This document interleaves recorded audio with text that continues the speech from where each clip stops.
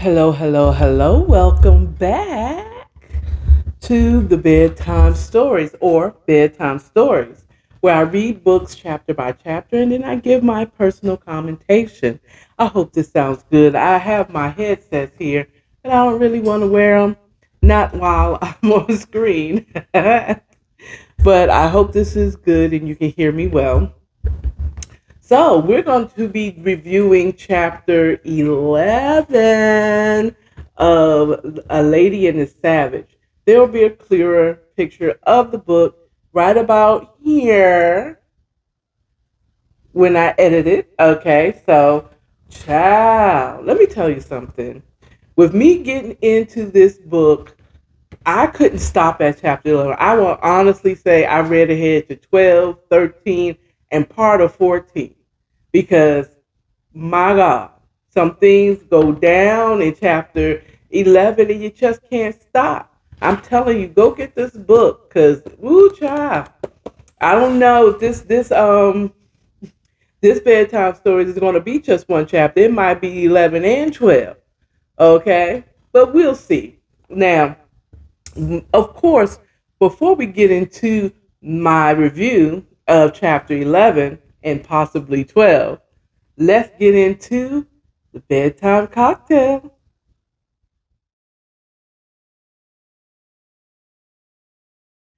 Tonight, I'm going to do something new. Um, I'm going to make honey whiskey. Okay. Now you see honey Jack and honey Tennessee, whatever. You see these honey flavored whiskeys. Well, I learned from finding, watching a tipsy bartender, whatever, and a couple of videos on YouTube about spirits and how to make cocktails.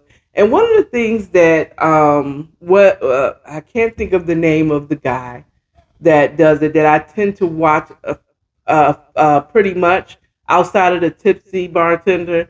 Um, he said about spiced rums that you don't need to add spices and flavors to it. You add it when you mix the cocktail. Okay, you add your own flavors. If you want cinnamon, then you put cinnamon in your whiskey. If you want a cinnamon whiskey, then maybe you should do a brown sugar, simple syrup with some cinnamon in it so that you get that cinnamon taste. Well, I'm going to do the same thing with, instead of with rum and making the spice, I'm going to make it honey with using real honey.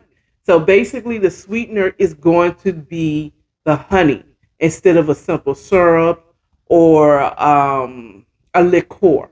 Okay, there won't be any bitters in here. It's just going to be a simple whiskey neat, and I believe that means with ice. Straight means with like no ice, nothing. I will put the correct saying again right here. That's why I like to leave some space here because I usually put something here to show what the difference between neat and straight. So I'm going to have it chill because I have my block of ice here. So let's get into this honey whiskey. Now, I done picked up an old favorite whiskey, Kentucky whiskey, Kentucky Tavern. This is my favorite cheap whiskey. And I say call it cheap because it's only $8 here in Atlanta at the local liquor store or the one that I go to the most that's closest to me. And this is the best tasting whiskey for only $8. Now, mind you, this ain't a huge bottle and it's glass because your auntie has class, okay? We don't get plastic bottles. Mm-mm. Mm-mm. That's not what we do unless we get in them little airplane bottles, okay? We get in glass bottles. Or if you're going to go for the bottom shelf, we're going to at least have it in glass. Hello? So, but no, this one is a pretty. I just think it's not popular Kentucky Tavern, but I really think this is. It tastes like quality whiskey to me. It really does. It's. I've had nasty whiskey, Kentucky, or I said, Kentucky gentleman. Oh, that is. He's not a gentleman at all. That stuff is nasty. It's nasty. So, any rate, we're going to get into making this honey whiskey. Now, I don't have any measures. I don't have jiggers or so, but I'm just going to give you what I'm thinking because this one is not really a measured situation. I'm on my cook bag right now or my baking bag. You know how your auntie or your grandma or your mama when she cooks, once if she knows a recipe, honey, she don't need measuring cups and stuff like that. She knows how much flour you need, about a pinch of this and a pinch of that. So try to follow along with me because I'm just doing it. This is coming straight from my head.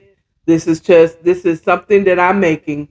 Okay? So first we're gonna put a nice amount of whiskey in this low ball glass.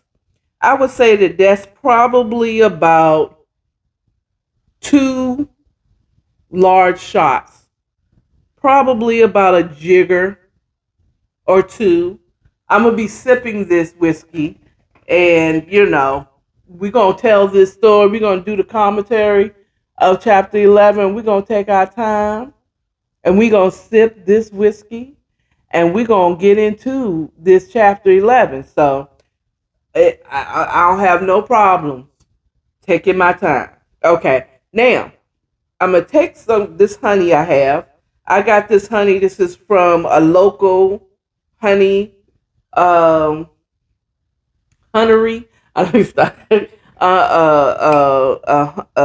I forgot what they call it. Place. It's a local honey spot here in Georgia, Sweetwater. So I'm gonna take like maybe a couple of spoonfuls here.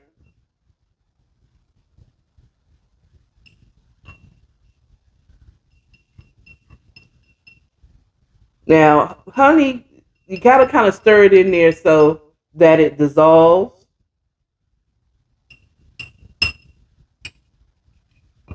Okay.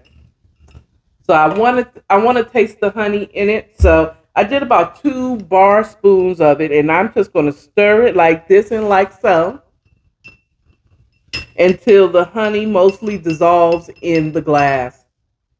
And he's like, when are you gonna put the ice in it? Once this honey dissolves mostly into the whiskey. So we're just gonna stir it up. And I know real bartenders are probably, why do I hear her stirring it?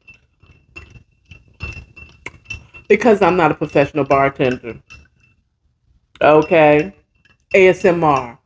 Somebody want to hear this glass stir. Here you go. Want to hear it? Here you go.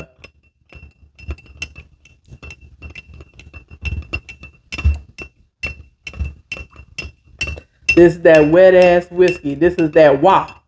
Wow. Wow. Oh, this is the wow. The wet ass whiskey. You hear that slushing around of the whiskey as I stir it up. So I'm trying to get it so that like there's no honey left on the spoon. So I feel like it's really dissolved in there. So it looks as if most of the honey is dissolved in here. Now, because it's just me, only me here, I'm going to lick some of that whiskey honey off the spoon. Yes. Yeah, and you was like, but what if you have guests? I don't have guests.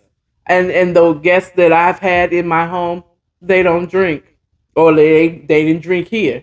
Okay. They know Auntie is heavy handed. Most people would have only put like a shot in there. I put enough I'm gonna rest very peacefully tonight. So we're gonna put a couple of cherries in here. Okay. And now time for the ice. And I'm gonna stir it up a little bit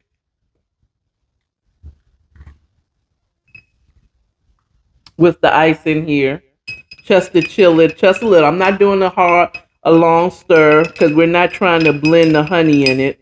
We're just trying to get the liquor cold. Okay, perfect. So we're gonna put that aside.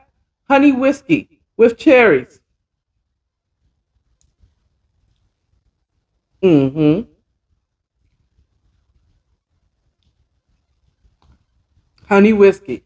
That is really good. I probably could have put an extra spoonful of honey to make it really sweet, but I'm gonna keep it like that. I don't. I mean, I like sweet drinks, but I don't like my drinks to be too sweet. I like to still feel the taste the liquor. Okay, I'm not trying to hide the liquor. Now, if this was some Kentucky gentleman, I'd have put this whole damn bottle of honey in it because that is some nasty whiskey. But that's it. We got a honey whiskey with cherries. There it is. And it's delicious. It's delicious. Try this at home. If you have any other suggestions or you'd like for me to try a cocktail, put it in the comments and I'd love to do it for you. I'll find out the recipe and do that for you. Now, let's get into chapter 11 of A Savage and His Lady.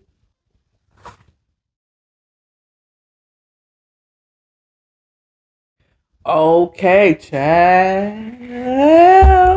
Okay, so Kyra, it starts off, chapter 11 starts off with Kyra's commentation. Okay, and she's basically saying she's been at the range every chance she got. I mean, it's starting to be noticeable by De Niro and Denise. Trev is like, so she's again at the gun range.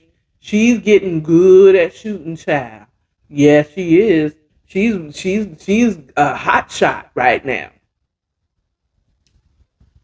Her target child, she's good, and she's been there learning everything about a gun and every way how to use a gun. Well, child. So she's there again, and Bianca pulls up, Trev's her wife, and she's like, "You here again?" She said, "Girl, you sounded like De Niro and Denise." Yeah, I said, "I sure enough here.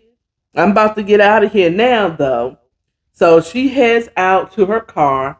This is not the one that Nitro got her. This is the one that De Niro got her. Because they together now. So she walks out to her car and she drops her keys as she's trying, getting into the car. Or as she was pulling the cars out, and she bends over and she hears, "Oh, I miss hitting that from the back." You know who that was. You know who it is because he knows now from the chapter. Yeah, I'm pulling off my glasses because I stay hating the light reflection in my. I haven't figured out the angle or give me a better light that doesn't reflect in my glasses. I hate seeing the reflection of my ring light in my glasses, yo. But moving on. Um, so she bends over and none other is Nitro. Coming from the back, talking about how he missed that. But I thought she was just the duck chick that you was using. But we know from last chapter, in chapter 10, he's like, I gotta get my girl back. She having my baby. Because this is what he's been wanting to do. Okay? He don't give a fuck about De Niro and Danelle and her. That's all before him. It's the whole thing. Okay. He's been trying to plant his seed into Kyra because he knows that she's valuable and that she's a good one, and he would do right to have her on his team. Okay, okay. She might be the savage, but I guess she's not gay, so it's not his lady. But child, she's becoming look, okay. Kyra, Kyra is a bad bitch. Okay. I was gonna say B, but I already started cussing, so forgive me. Y'all, if you don't like cussing, I apologize. Okay. But I'm gonna be cussing during this song. Okay. I'll try to keep it to a minimum for those who don't really like all the whatever. But if you read this book, then you might as well just loosen yourself up and have you a honey whiskey with some cherries. So she was like, oh. She's standing there with her back still turned to Nitro. He's like, what do you want? I heard you was pregnant.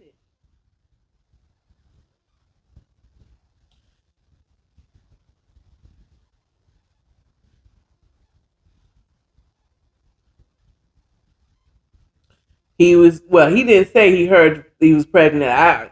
He said, I heard you be here all the time. So I thought I'd stop by and see you.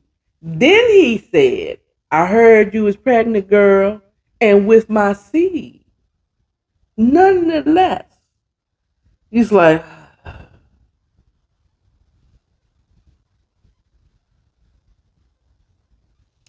and when she turned around to look at Nitro, Kai was like, damn, you look, he looked good. She didn't say that to him, but she was like, damn, he looked good. This baby got me all in my feelings, my hormones all over the place.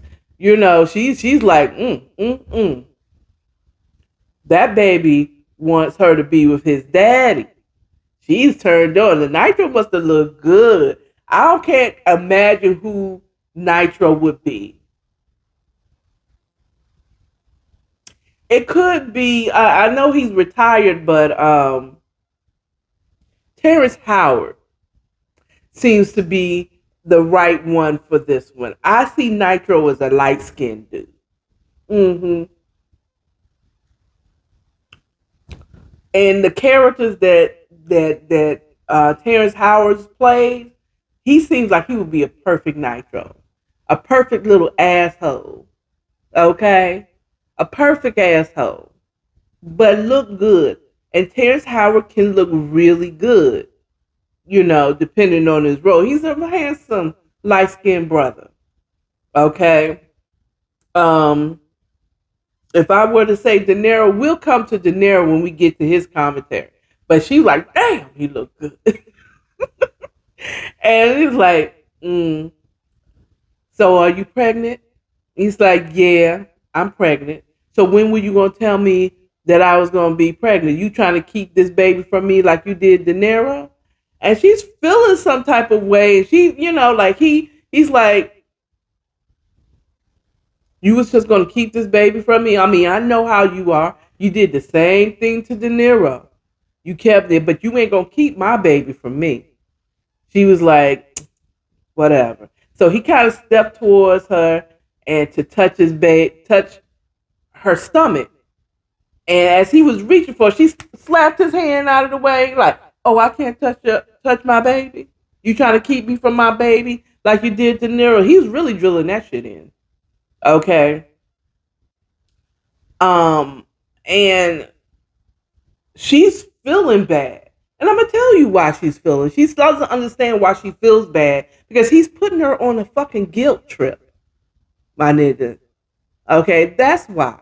And it's becoming a thing that you don't tell the fathers of your babies that you are carrying their children. This is a whole messy mess. Okay, when she's with Nitro, she finds out she's pregnant by De Niro. Now that she's with De Niro, she's pregnant by Nitro. Lord child.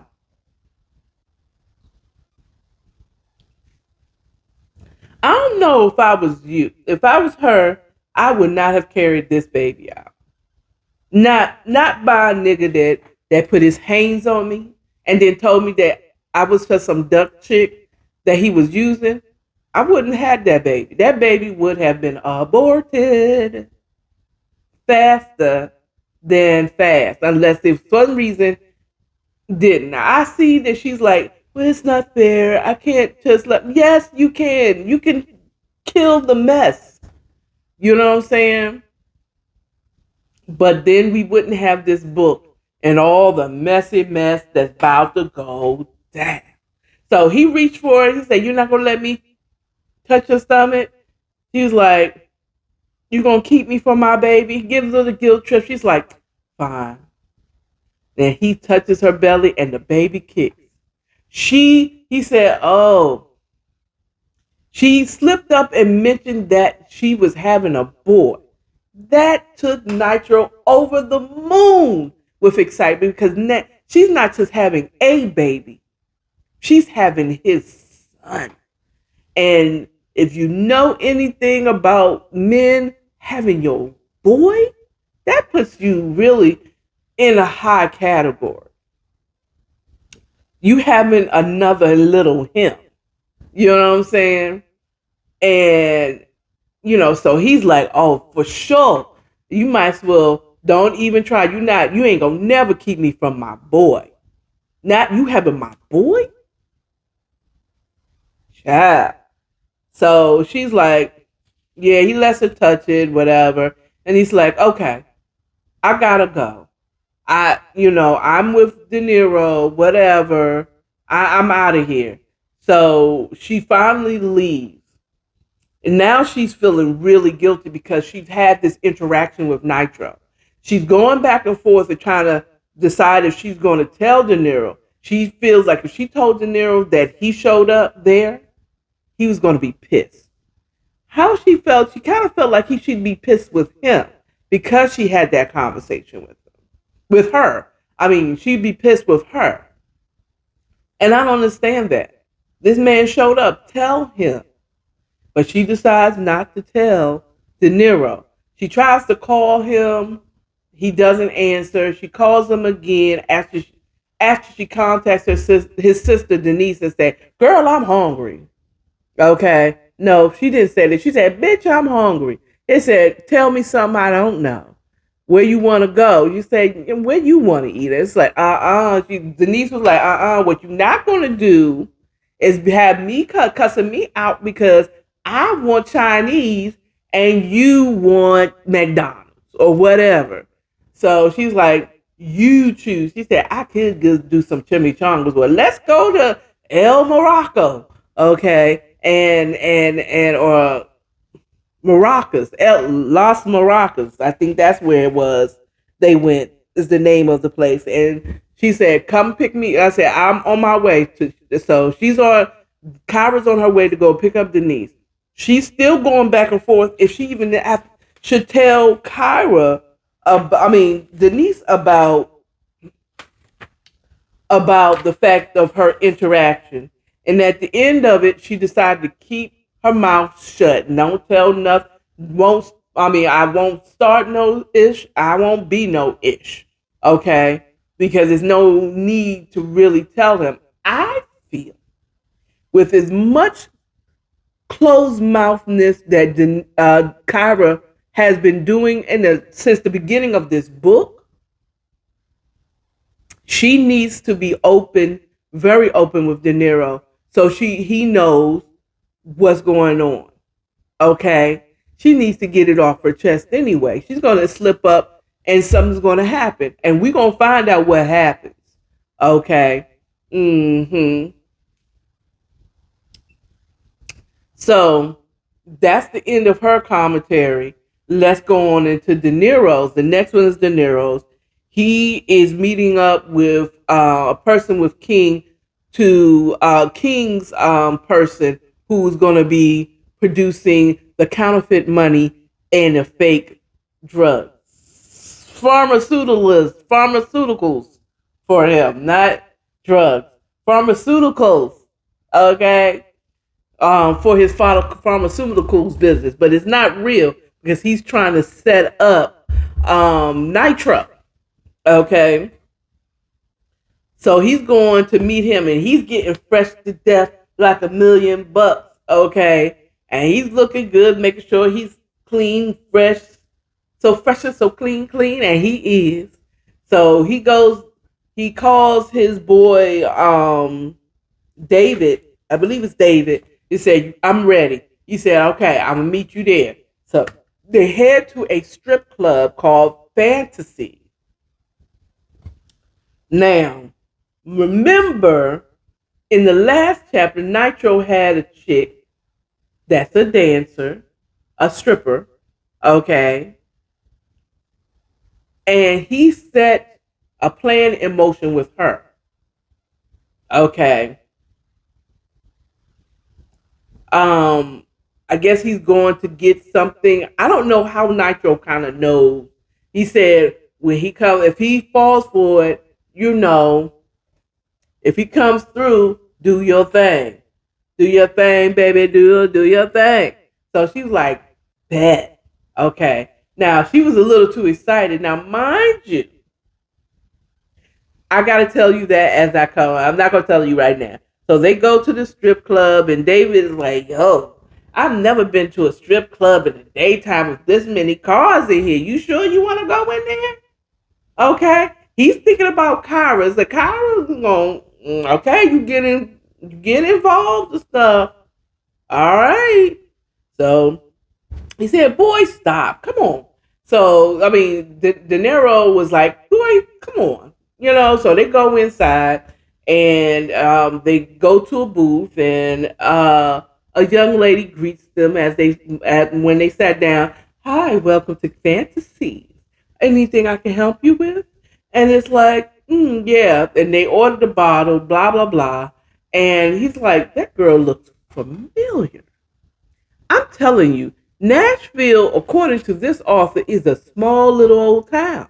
You would think they was in Maryberry, okay? Because everybody knows everybody, okay? I don't know. I've always lived in a big city, okay? Even though Atlanta is a big little city, it's still big enough that I might not run into the same people all the time unless I'm running with those same people, okay? But this girl looks familiar, and then he figures it out. Oh, this is Ivy, who I used to date back in high school. Oh Lord, and she looking good. And his Johnson, as we used to say back in the day, was in attention. Okay, his Johnson was on attention because she was looking good. Now he has no idea. For it to be such a small town, for everybody to kind of be connected, he has no idea that Ivy is working with Nitro to set his ass up. Okay? So that she'll be mad at him, so that Kyra be mad at him and run back into Nitro's arms. Okay? Oh, but that plan is going to go slightly awry. He doesn't know some things. Okay? Anyway. So she comes over with their bottle and whatever, and he's like, he says, Aviana? That's her real whole name. Aviana? She's like, De Niro Jackson? Oh my God. So they have the little, oh, it's been a long time. Shouldn't have left you without a dope beat to step two, step two, step two, to step two. Okay? So they have that whole thing going on, right? And so he said, okay, I might have to hit you up later on. He's like, yeah. But he's really there to do business. He's not there to have a lap dance or see any strippers and everything. Oh, let me go back and remind you. Okay. Kyra, in her commentary, De Niro was like, so when I'm going to get some? You haven't been giving up the cooch? The pooch? Lately. You haven't been giving it up lately. So what's going on? I mean, you haven't been giving it up. She's like, I might feel like doing it tonight. Just, because she just seen Nitro. And he looked good. But she's with De Niro, so the person she's giving it up to is De Niro. Now, he is a dark-skinned brother.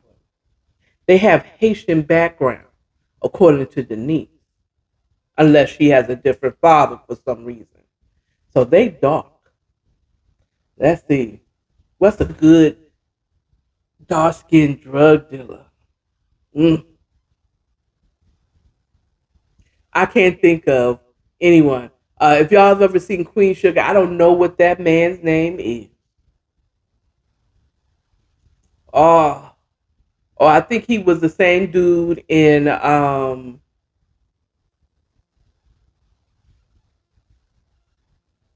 Girls Trip. That brother right there, I think he would be a great De Niro. I'm gonna put the name here. I'm gonna research that name and I'm gonna put it again here. That young man, he can be De Niro. Ooh, that chocolate piece of chocolateness, ness. Oh yeah. Or I might find someone who has Haitian background that's just sexy as hell. But we're gonna see. But anyway, if I was to make a movie, he would be De Niro. He would be definitely be De Niro.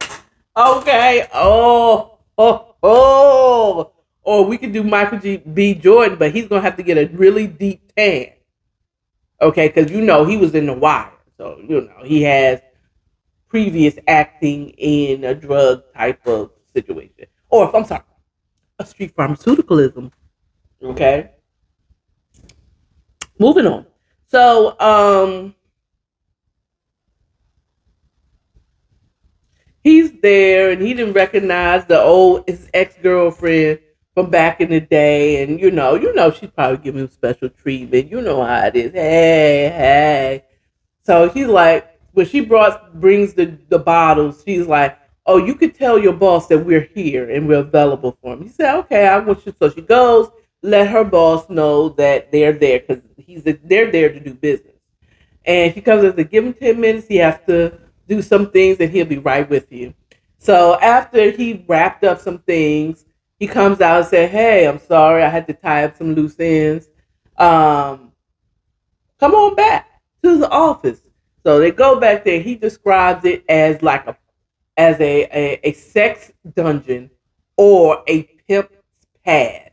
Okay, and that's not what he said, but pimp pad sounds better. The two P's, you know what I'm saying? So this is just like a pimp's layer. It was pimped out, pimped my office. Okay, they didn't call exhibit to pimp out his office. So at any rate, so he goes in there and they're doing business, and he shows them the counterfeit stuff, and they say, "Ooh, this looks real." And I said, I do the best. Okay, and the counterfeit cocaine. I'm sorry, pharmaceuticalisms he said you can cook it up, you can slice it and dice it how you want to. It's not gonna be no high. Well, I wonder what pharmaceuticals they use that doesn't give you a high. Is that flour? Is it flour? Okay, if they were to do the street pharmaceutical test of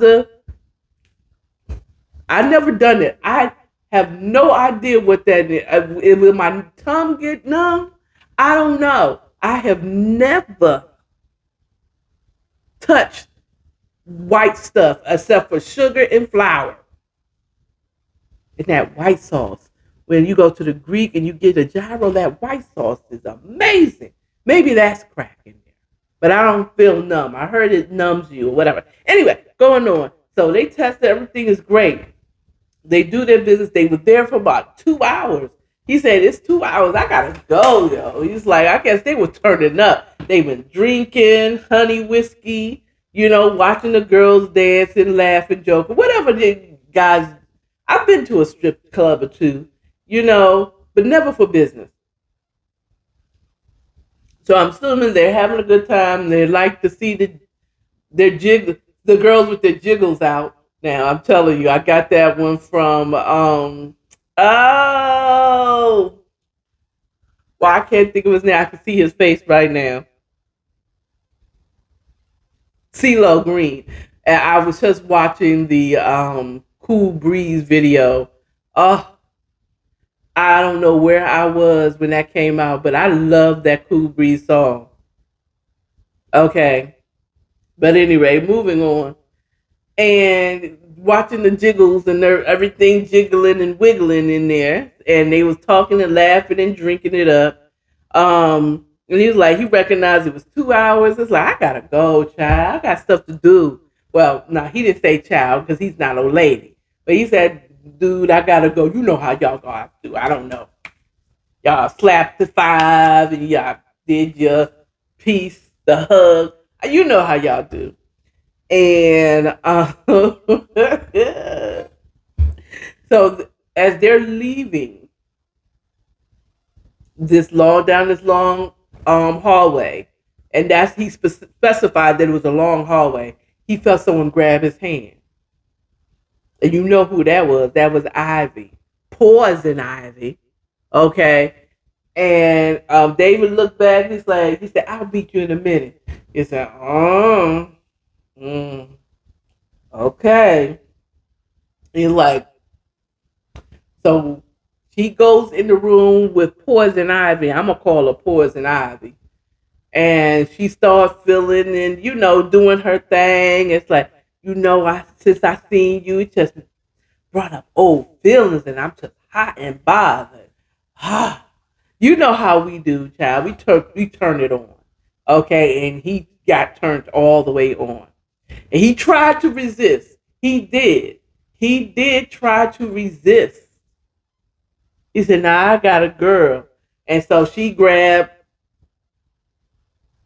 his Johnson and Johnson and said, somebody wants you to stay even though you don't want to stay. He was like, and he said he was at attention.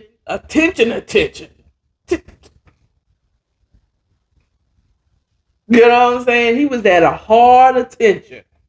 He was not relaxing. Okay. He was not at ease. And he couldn't tell him to be at ease. So he was like, she bends and grabs his face and then she started kissing him. He felt her tongue slip into his mouth. And he was like, he couldn't resist it. I mean, how can a man be faithful in a room full of hoes? And she's throwing it right at him. So he's like, I feel like he could have been a little more strong, but he doesn't know what Kyra really can do. Okay, he knows that she'll be mad and everything, but he doesn't know her ability. Child. So he goes in, he kisses her back, and then they start,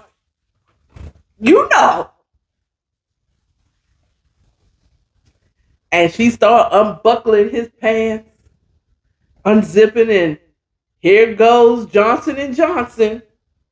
How you doing? He popped. It's like it. Have you ever had those Jack in the Box?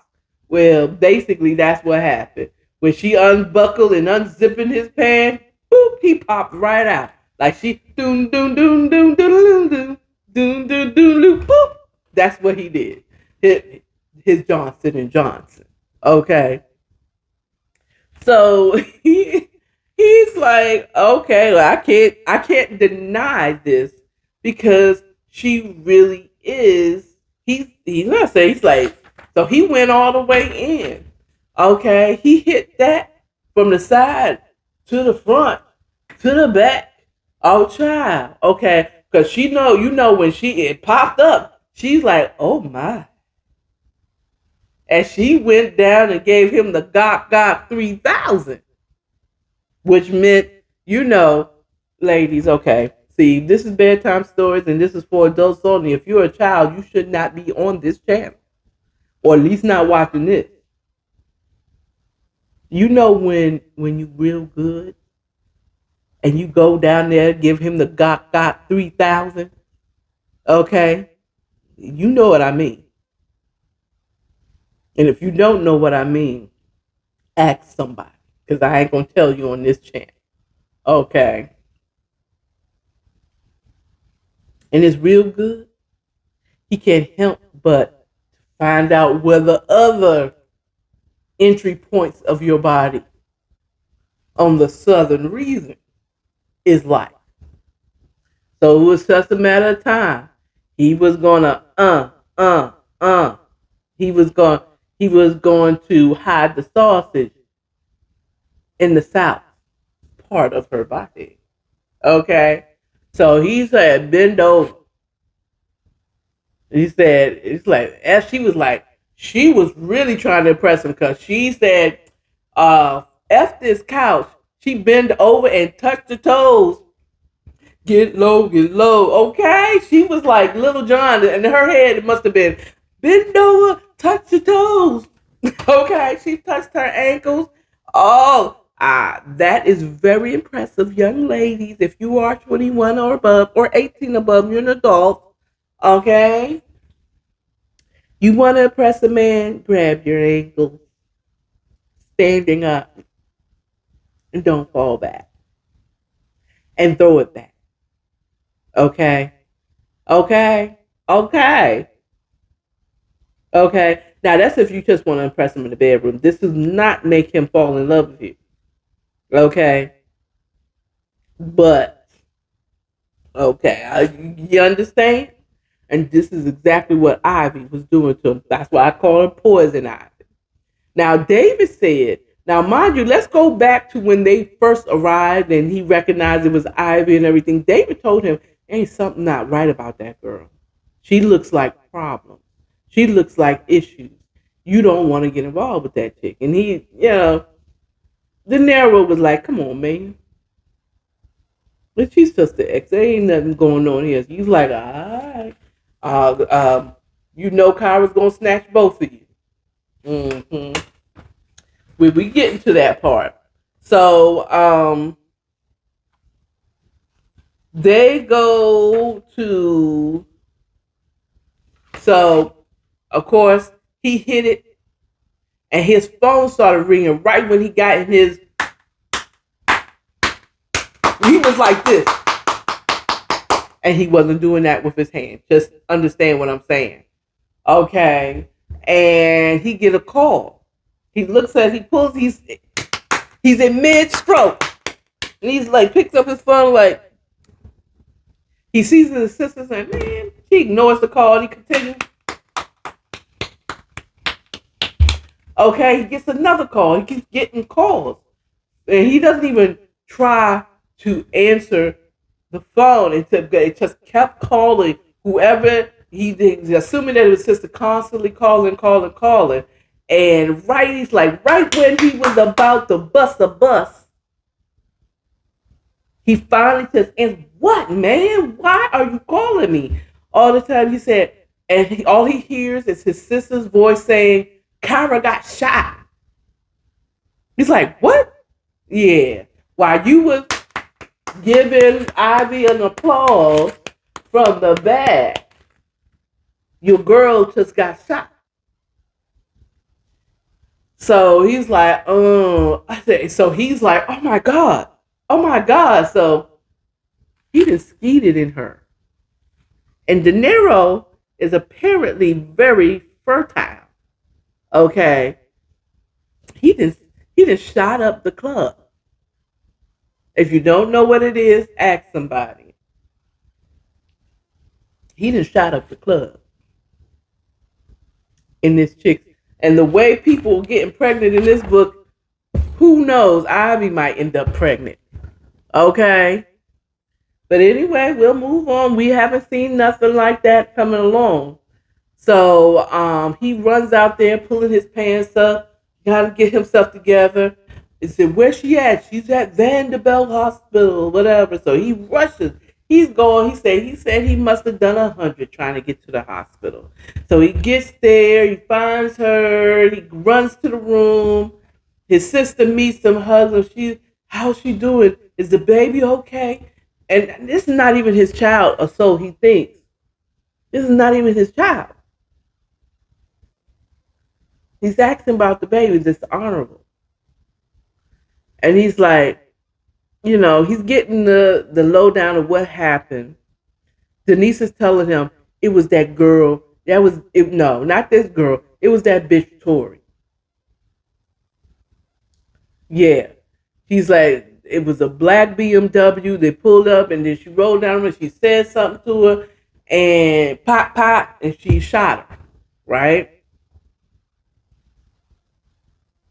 Now, I don't never, in this book so far, we haven't heard about Tori having any type of skills in shooting.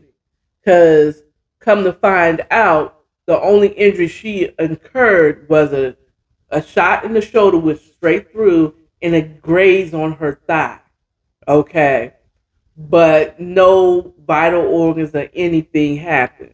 So she's in the hospital. They're watching, the monitoring the baby, the whole thing, right? So, but she's telling Denise is telling De Niro what happened. It was Tori, and they were saying, "Oh, Denise was like, when I see that, I'm gonna kick her ass." And she was like, and then Kyra said, if I don't get to her first, not if I don't get to her first. And they startled. It's like, oh, oh. And so, and so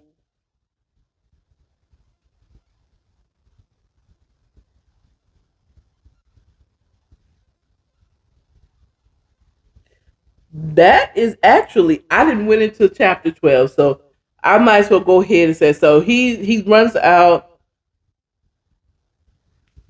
when, okay, when De Niro runs out of the strip club to go find out about Kyra and what happened, Ivy sends Nitro a video. She didn't videotape the whole thing. I don't see how. I mean, but he claims he was drunk, but he didn't see nothing. But she videotaped the whole sex scene, the whole everything. So she, Kyra, I mean not Kyra. Ivy sends Nitro the message, a video via her phone, and then told him, "Oh, by the way, your baby mama got shot."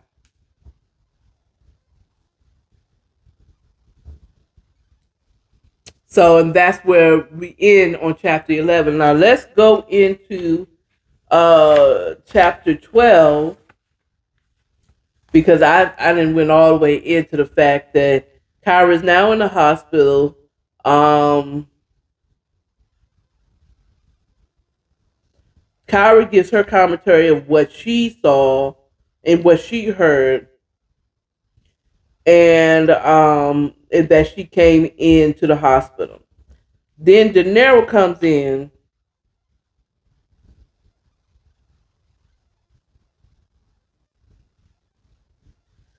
and he says he must have done 100 all the way to Vandy or Vanderbilt Hospital. And that's when he came in the room. Denise told him the story of what happened. And then Kyra's commentary, he's like, oh man, that's when she startled him.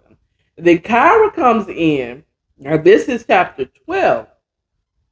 And that's when she says, not if I get to her first. And De Niro comes over to her, came close to her, and she smells him. And she said, oh, you stink. Ugh. You smell like you've been drinking. Yeah, I had a few drinks. He said to her. And then she comes in and said, he smelled of alcohol and Victoria's Secret Crush perfume. Mm. And then she noticed the lipstick on his collar. Because he came over close to her. She smelled, you smell like you've been drinking. Now, mind you, okay, another lesson from Auntie. When a woman is pregnant, her senses, especially her sense of smell, can smell almost anything. Okay, it almost is like a super smell, super hearing. She gets superpowers when she's pregnant. When a woman's pregnant, she gets some superpowers. And it's not just eating. Her sense of smell is impeccable. Okay. And her eyesight is apparently on point because she knows the lipstick on his collar. And she said, baby, can you come close? He was like, when he got close to her, so she could examine his collar, she sees the cum stains on his boxers. So just think about the young men, how young men are today. They wear their pants low and they show their boxers at the top. So I'm gonna infer from the fact that she saw the cum stains on his boxers that she knew he'd been fucking somebody else. And she whispers to him, says, "Who was she?" He's like, "Huh?" He tried to act stupid, and then she smacked him. Who was the whore you were fucking while I got shot? He was like, He's trying to act confused, like, what is her? And he's like, look, I've already been through enough. I don't need you lying to me. I can see the cum stains on your shorts and the lipstick on your fucking collar. Okay. And he's like, he couldn't say anything. Just tell me the truth. And so he told her the truth. He said, and he tried to tell David and Denise, so can I have a minute? And she said, oh no. They're gonna stay here for the story. And I'm all ears. And I'm pretty sure David already know what I'm talking about. And I'm sure David was like, that girl good. Okay. She should be a investigator. Okay. Us women are some they should always have women on the investigating team. We will always find out the truth. I'm telling you, we're much more observant than men give us credit for. And a lot of that shit, we don't let you know how much you really know. Okay, but anyway, moving on. So he breaks down and tells her the whole story of what happened. And he's like, mm-hmm. And she's really upset because, I mean, first of all, she's hormonal. But she's still upset. He cheated on her. This is the man she really loves. And him cheating on her really bothered, especially with her being pregnant. But bitch, you pregnant with the other guy. Anyway, moving on. So she tells him to get out. He said, oh no, I'm not getting it. She said, get out. And you know when women get to that point when we just tell you to get out, then if you don't get the fuck out of here, okay, you know there's some bad things that's happening, okay? So he does leave and Denise stays to console her. And guess who shows up at the hospital? Now comes Nitro's commentary. I'm like, okay, great. He had the video. He sent it from a burner phone that, Kyra wouldn't know who the video came from. And he sent her a video. Now, hold on. Did I skip ahead?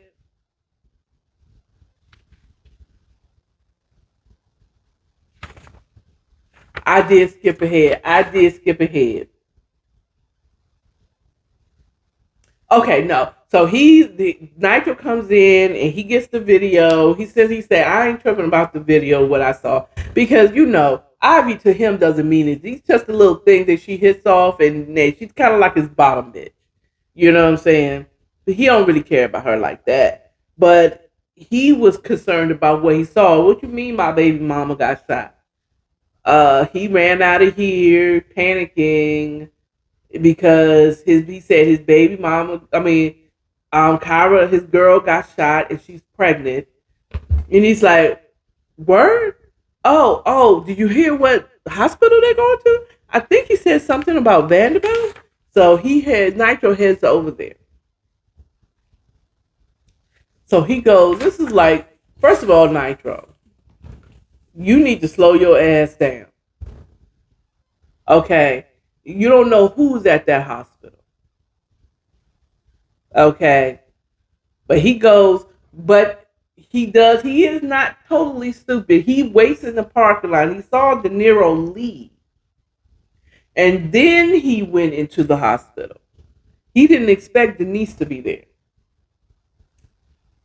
So he makes his way up to her room and he's like, he said, he knocks on the door, she says, come in, and Denise is there with him. It's like, oh, hell no. What the you doing here?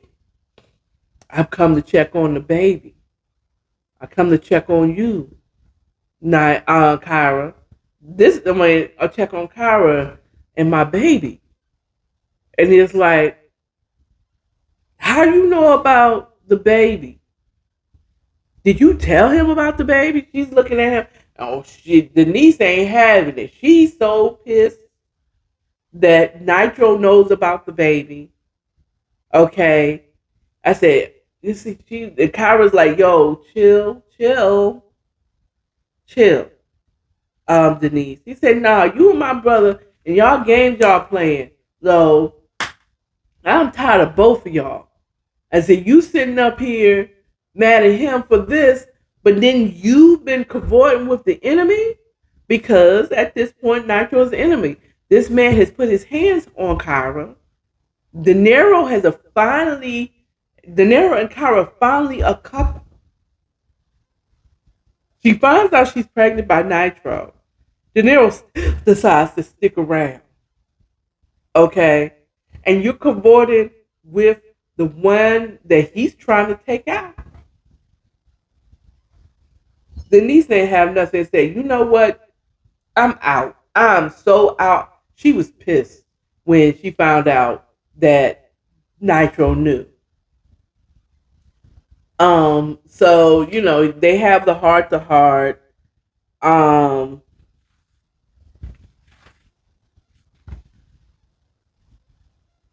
Denise leaves and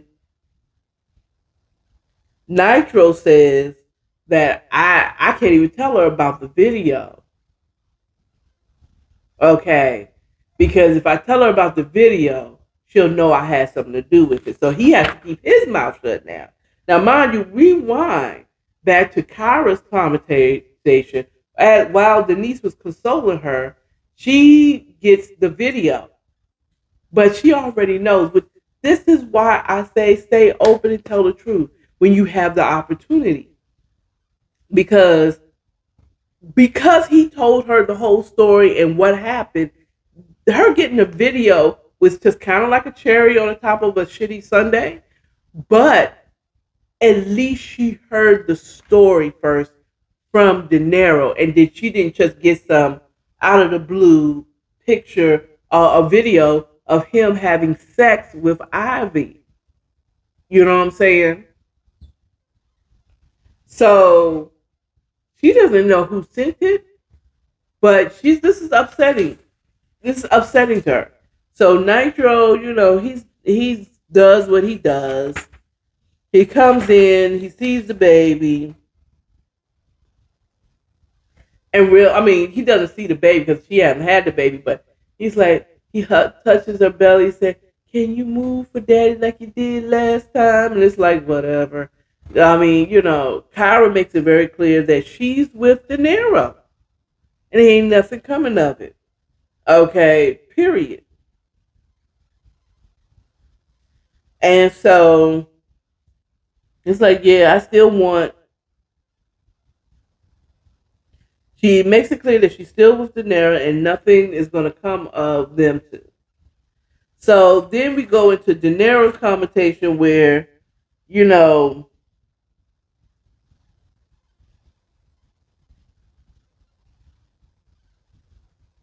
he's feeling really bad about the fact that he did have sex with Ivy. And, he gets a call from his sister. No, wait a minute, hold on. Oh, he's with David, and he's like, I fucked up majorly. He's like, yo, David's like, I know you don't want to hear this, but I told you that girl looked like trouble. And De Niro's like, you're right. I don't want to hear this. You know. So he gets a call from his sister, and he heard Denise's voice. He said, hey, how he called her and he asked her how Kyra was doing. She's like, she's done. You and Kyra is getting on my whole nerve. Okay. I mean, you fucked up, but both of y'all fucked up. Somebody took a video, somebody videotaped you having with Ivy, right? And he's like, and sent it to Kyra. And you didn't look as drunk as you claimed you were. That's because he didn't have a drink by your auntie over here. Mm-hmm. And then he's like, what? Is that bitch set me up? No kidding. Okay. Now it's coming clear that you should have listened to David, because David's like, she looked like she's in trouble. And she was. And now he's pissed off because she got set up. Yeah. And I bet you didn't know that Nitro stopped through. And do you know that nigga know about the baby? And he knows it's his. He's like, how you know? He's like, I ain't trying to get into all that. Just know that he knows. And he's like, well, how you going to tell me that he knows about it and then you don't want to talk about it? So Denise gets frustrated and said, fuck, Kyra told him. And she hangs up the phone. And it's like, she's just getting tired of being the middle person between Kyra and De Niro. And I get it. And at first he's kind of like, I know she didn't hang up on me. And then he got pissed off because now he realized that Kyra's, you cavort with the enemy? You told this nigga? So that's where chapter 12 ends, with him really being like, I can't believe Kyra kept this from me. How you not believe that, though, De Niro? This woman kept a whole child from you for 9 months, my dude. How you not? Why are you surprised that she kept the fact that she spoke to her possible child's father? I'm still questioning if Nitro's really the father because of the Memphis. Now, if Memphis never happened, and if you don't know what I mean by Memphis, get the book. It's on Amazon. Okay? Because Memphis happened. Somewhere in my heart, I feel like the author, at the end of the day, we're going to find out that baby is De Niro's. I hope at the end of the book, De Niro's alive to have a happily ever after with Kyra, with him and his 2 children. But child, the questions now. So that is the question. That's end of chapter 12. So this is 11 and 12. I did 11 and 12. So this is the question section. So what is he going to do when he sees Kyra next, when she gets out of the hospital? Because he's not going to yell at her and get into her while she's in the hospital and she just got shot. How is she going to explain that? I mean, it's really an easy explain. It's not like she met up with him, like he called and said, hey, I'd like to meet up with you. He rolled up on her. Okay? So is she going to tell De Niro the full story? He's just going to believe what his sister said. Because his sister, as far as she's concerned, Kyra told him.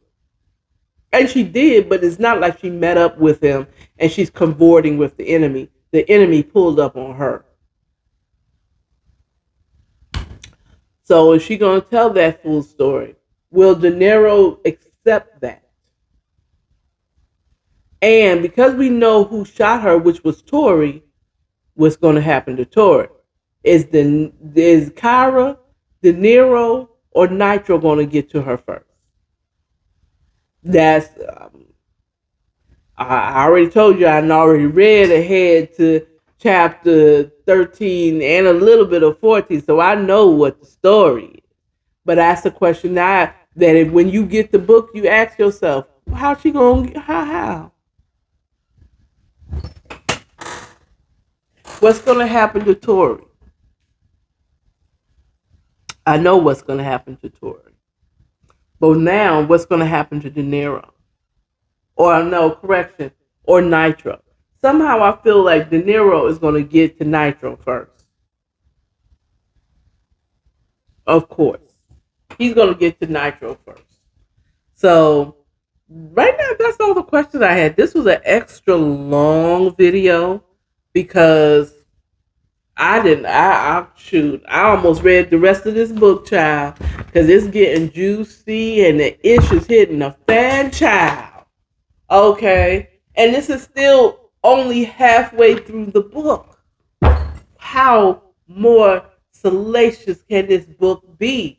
This is look, if you want sex, love, and war, you need to get a Savage and his lady, because it starts off with all kinds of scandals from the beginning.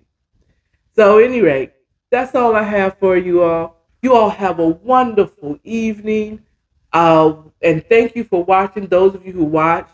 And I will see you next time on the Bedtime Stories with the Bedtime Cocktail. Now, you all have a wonderful evening now. And I'm